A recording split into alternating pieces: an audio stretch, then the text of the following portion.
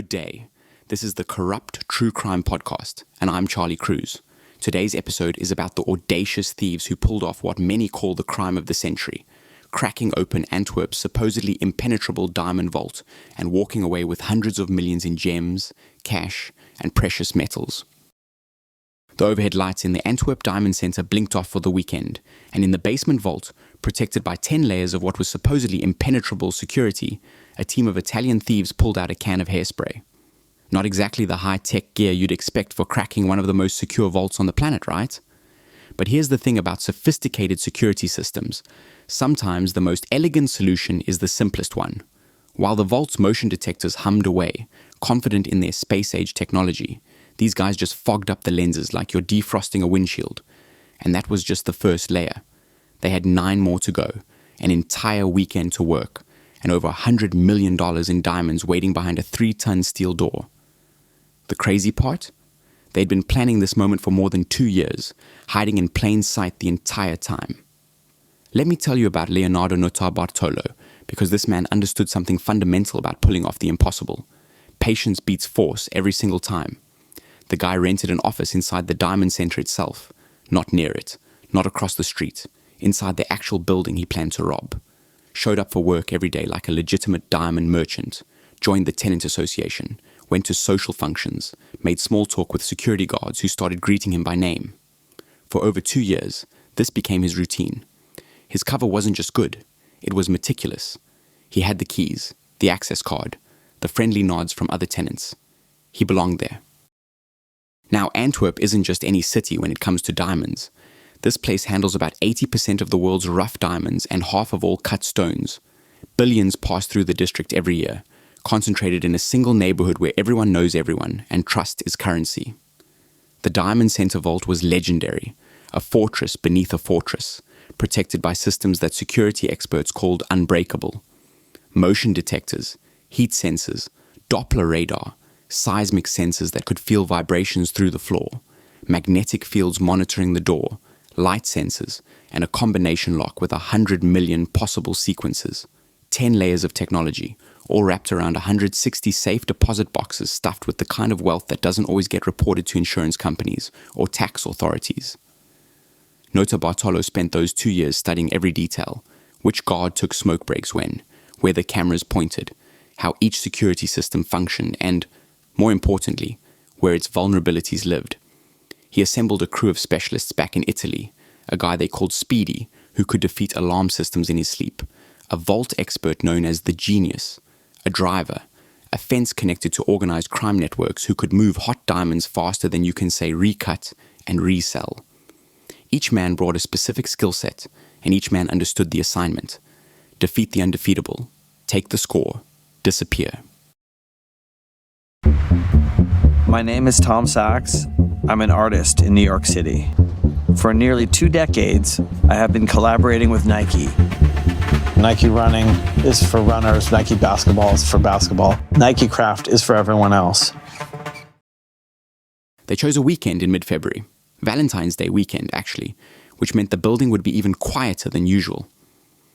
Friday evening, Notarbartolo strolled into the Diamond Center using his legitimate access. No breaking, no forcing, just a tenant heading to his office. The crew followed, dressed like professionals because they were professionals, just not the legal kind. They made their way to the vault area carrying bags that looked perfectly ordinary, and then they got to work on a technical masterpiece that would have impressed any security engineer if it wasn't being used to rob the place. First, they dealt with the cameras, obscuring the angles that mattered. Then came that can of hairspray, coating the motion detector lenses until they couldn't detect anything through the fog. For the light sensor, they used styrofoam wedged into the frame. The magnetic sensor watching the door got blocked with a custom-cut aluminum plate. The Doppler radar, which should have caught any movement, met strategically placed materials that created blind spots. They moved deliberately, slowly, avoiding sudden motions that might trigger the seismic sensor beneath their feet.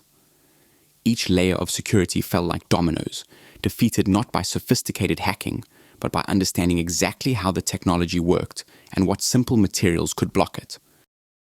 The 3-ton steel door swung open, that combination lock with its 100 million possibilities.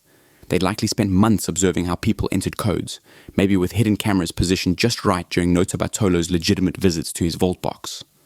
Inside, the vault was soundproof, which meant they could break out the power tools without worrying about anyone hearing. Box after box, they drilled, pried, and emptied. Diamonds tumbled into their bags, rough and cut stones worth fortunes, gold, jewelry, cash in multiple currencies. They worked through Friday night, all day Saturday, into Sunday. Methodical, thorough, unhurried. 123 boxes eventually lay empty. Sunday evening, they packed up their haul, attempted to clean their traces, and walked out of the building the same way they'd entered, legitimately, or at least appearing that way. They loaded vehicles and started the drive back to Italy, with what investigators would later estimate at over $100 million in stolen goods, though the secretive nature of the diamond trade meant the real number might have climbed much higher. For one glorious moment, they'd pulled off what everyone said couldn't be done. The perfect crime, they probably thought, the heist of the century. Except here's where the brilliance falls apart, where hubris meets reality, where every great criminal plan finds its fatal flaw. They stopped in a wooded area outside Brussels to dispose of evidence. Bags, tools, security system components they'd removed, videotapes from cameras. They tried burning it all and tossing it into the forest. Should have been thorough. Should have verified everything turned to ash. Should have. But they didn't. Building a new product? Temez Labs takes you from napkin sketch to the App Store. Trusted by Fortune 500s for quality, security, and speed.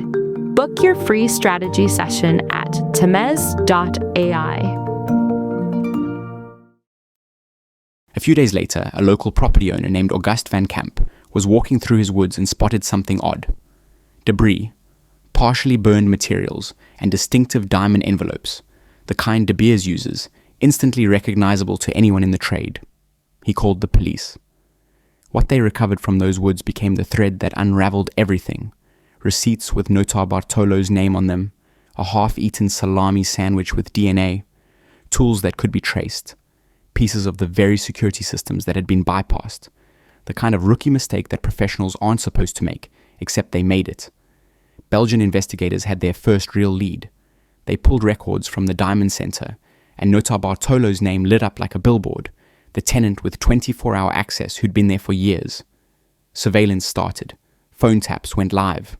The crew members started emerging from the shadows as police connected dots across Italy and Belgium.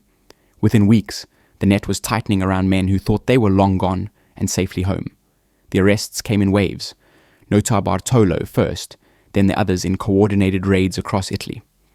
Police recovered about $10 million worth of diamonds, roughly 10% of what was stolen. The rest had already been sold, recut, distributed through organized crime channels into markets around the world where diamonds flow like water and questions don't get asked. Some stones were probably sitting in jewelry stores by the time the crew got handcuffed. Others might have been used to settle criminal debts or finance other operations. The diamond trade's opacity, which made the vault such a tempting target, also made recovery nearly impossible. The trials stretched out over years. Nota Bartolo and his crew faced Belgian courts, evidence piling up from that woods dump site like a prosecutor's gift basket. Convictions came down one by one. The mastermind who'd spent 2 years building his cover got 10 years. His crew members received sentences ranging from 5 years up. The man who'd been so patient, so meticulous, so clever in defeating 10 layers of security had fumbled the simplest part: throw away your garbage properly. The Antwerp Diamond Center upgraded its security after this naturally, added more layers, more monitoring, changed protocols.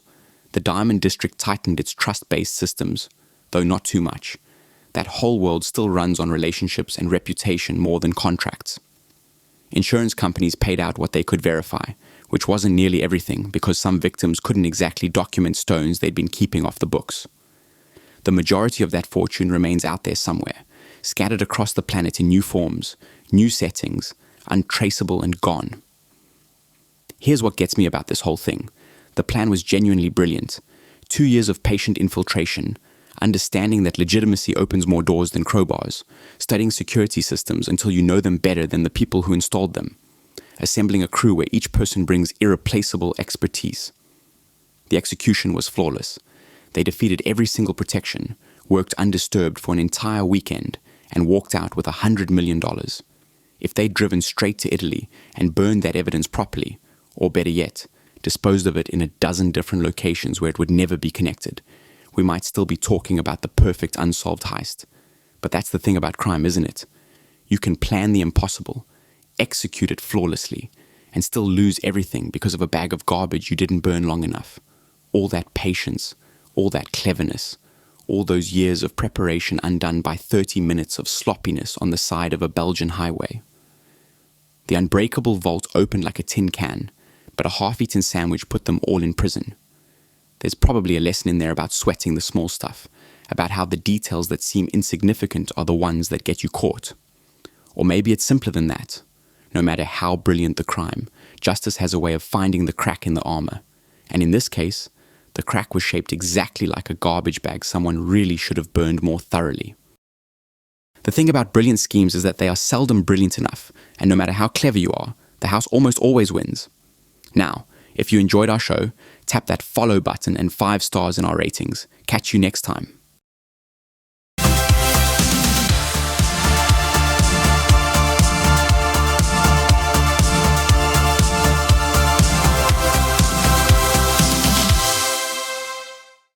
Grab news. Thomas.